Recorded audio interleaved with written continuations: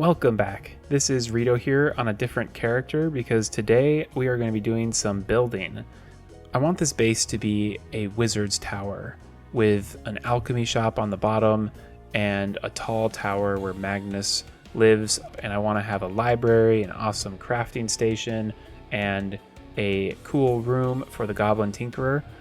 I've noticed I only use a few NPCs in most of my playthroughs, and so the rest of the NPCs will be in an NPC dungeon, but it's going to be really thematic, and it's also going to be tied to a storyline. You will see all of that in the Magnus the Mage series, so definitely stay tuned for the videos there. I think you're really going to like it. When we start our mage playthrough, we'll just start with an empty world, and I'll use TEdit to bring this build into that world after our first episode.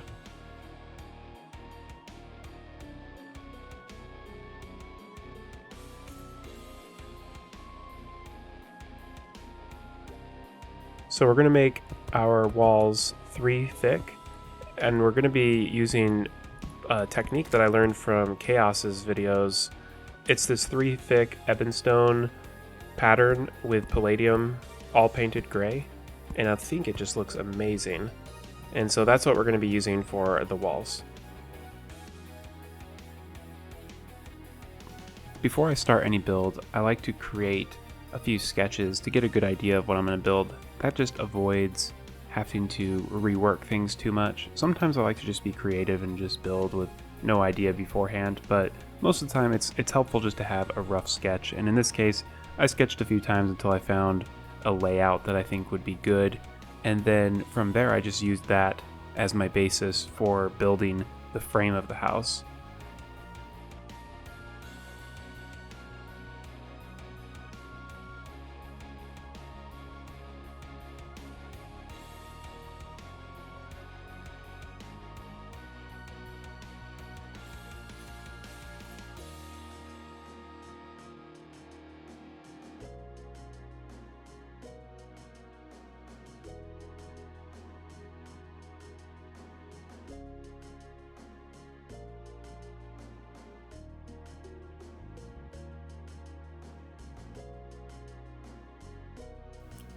The layout I decided on was kind of inspired by the New York City feel, where there's like a shop on the bottom of a big tall building, and then there's places where people live above that shop. And I wanted to have the bottom of the tower be very large, and then have the entrances at 2 different levels, because I think that just adds interest. I like to see kind of a taper in a tower, where it's not just a one tower that just goes straight up, because I feel like it just looks like it's more stable if the top is smaller.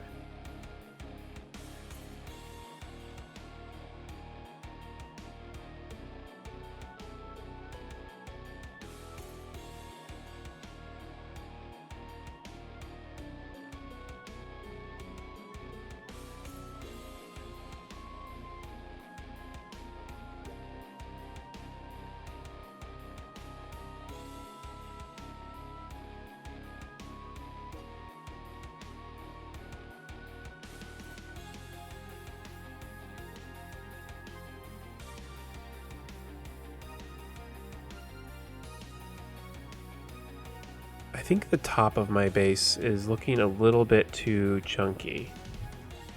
So instead of breaking it all, I think I might just pull it into TEdit. TEdit is really handy for making small adjustments to a build after you've gotten pretty far into it, so I highly recommend using that if you do need to make some adjustments.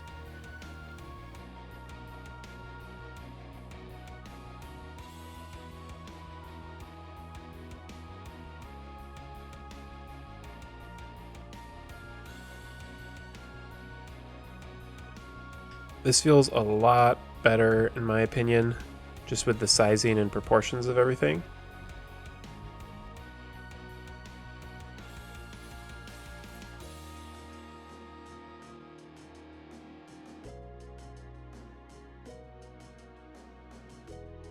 I just used a technique from Kaos where he basically interchanges stone slab and sandstone because they have a hard line in between them. And I think that effect looks pretty sweet. And then we'll just hammer down each of these And yeah, I like it.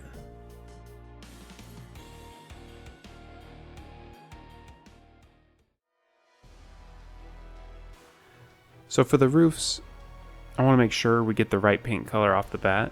So I've tried out a few of the different colors on the different types of roof, the red and the blue roof tiles, and I think I found a good combination, so I'm going to lay that down throughout the entire base. I'm going to try to have a couple different styles of roof just to keep it nice and interesting.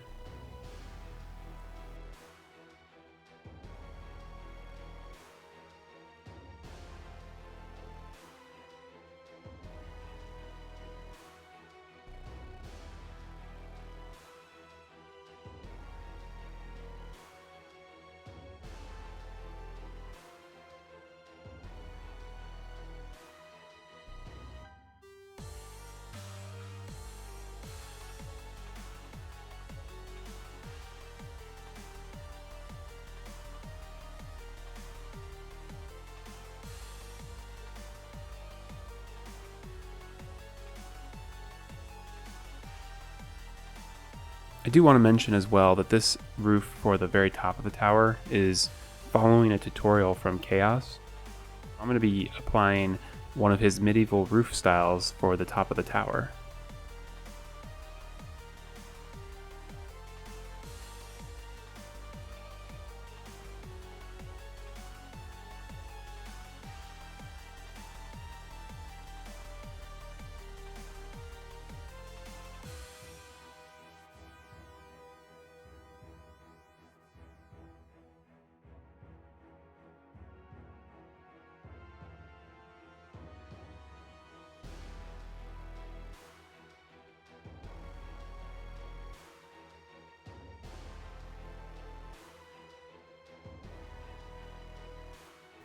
So now that I've chosen a wall, I think we're going to be using a blue dungeon brick wall.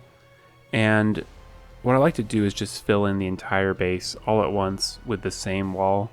Then I can add windows and other details as I go.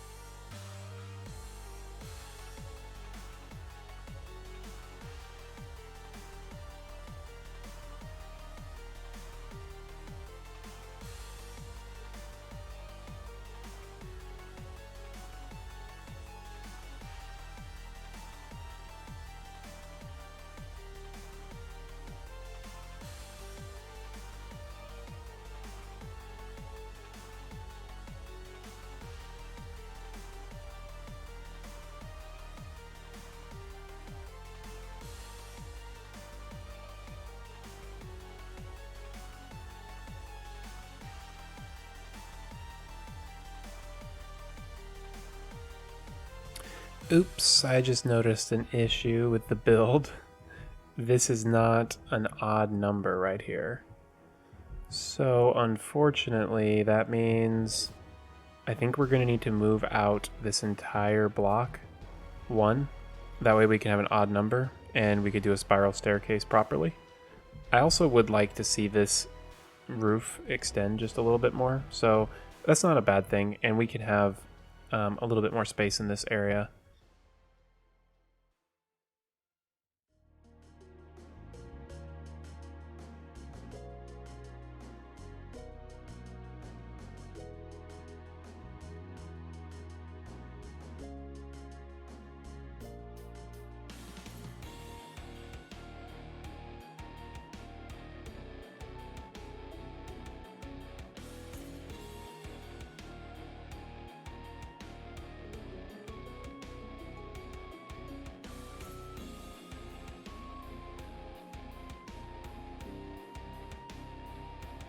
So for the cave, it's just gray painted sandstone, and I think that has a really nice look to it.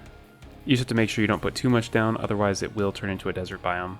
But it hammers really nicely, so you can make little stalactites, and you can round the floor of the cave really nicely. I'm going to add more to the cave a little bit later, possibly in a second video. I've got some cool ideas for it, but for now I want to focus on the main tower build. The last steps for this is going to be adding furniture and just interesting accents throughout the entire house. These rooms I've had way too much fun with, spent a very long time on them, and I'm just loving the way they've turned out. I've got different types of lamps in here, all sorts of, just tons of different things, and I've used paints to paint different things like these bottles to make them look like different types of potions. If you were, working this shop, you'd be putting your money in the safe, and here's kind of like a enchanted box or something that has gems in it, or who knows, all sorts of little things. This is actually an obsidian candle, and it looks like a crystal ball, and it only takes up one block. I think it looks super cool. And then the coral up there. Yeah, just all sorts of stuff. This is a vase dyed lime green. I need to figure out what I'm going to do with this staircase, because now, compared to these rooms that are finished up, this staircase is looking pretty dang drab. I have like my pre-hard mode treasure chest, hard mode, and then I have the post-Moonlord. And that's how I organize my treasure. And then it's just a little mount of tools and some different, copper, silver, gold bricks up there, and just some crafting table. And then here are all my treasure chests. This is sufficient to do all of the storage I need for a playthrough. Generally, I only use 14 treasure chests, and I have a way of organizing them.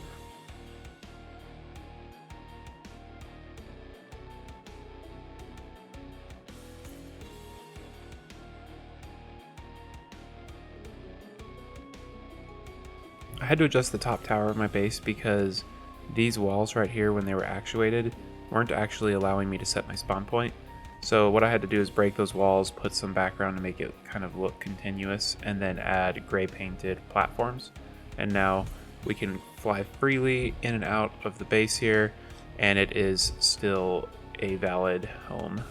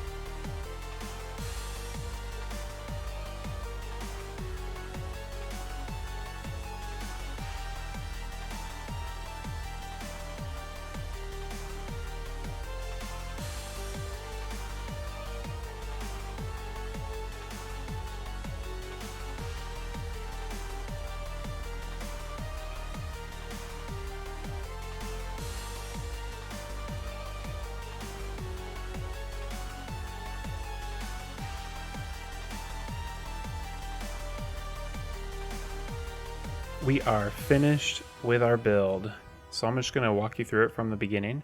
Here we've got a tree and a little bit of brush, and then we've got the entrance right here. These are the two alchemists. These are lizard brick torches. And then we've got all of our front alchemy area.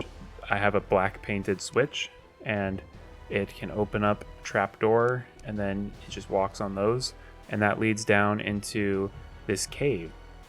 This teleports to what is technically an extension of the base, but it's part of the storyline for the mage playthrough of Magnus. So we will show that a little bit more. I may show how I built it in another episode. So we have our spiral staircase right here, and then we have our little bridge, once again with the same types of torches. And I liked kind of adding a little bit of stone that kind of fades out into the grass. And then we have another tree right here, nothing too fancy, just a simple tree. And now over here is our crafting room. Now heading up a little more, we have the Goblin Tinkerer's room right here. I built this with the idea of rockets, you know, the rocket boots up here, and I put a hammer to represent how he reforges weapons. And then I have a firework right here. It's kind of like a laboratory where he's working on building his new invention, the rocket boot, you know, something like that. You've got his Tinkerer table, an extractionator, which just kind of, to me, is like where he's making the fuel for the rockets.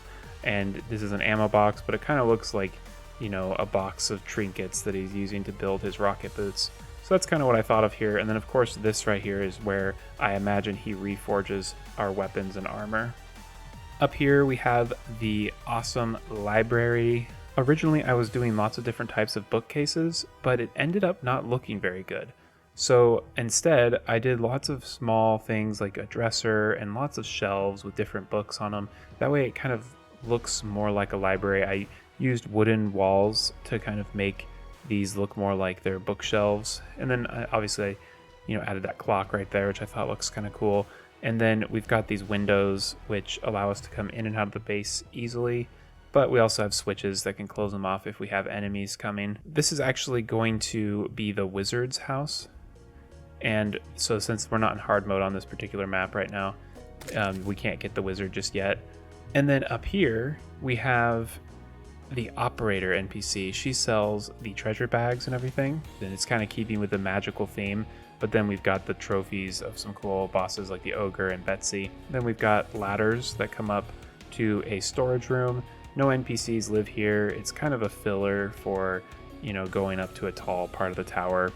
And I just liked the idea of having, you know, different crates and books and all sorts of different stuff stored in here.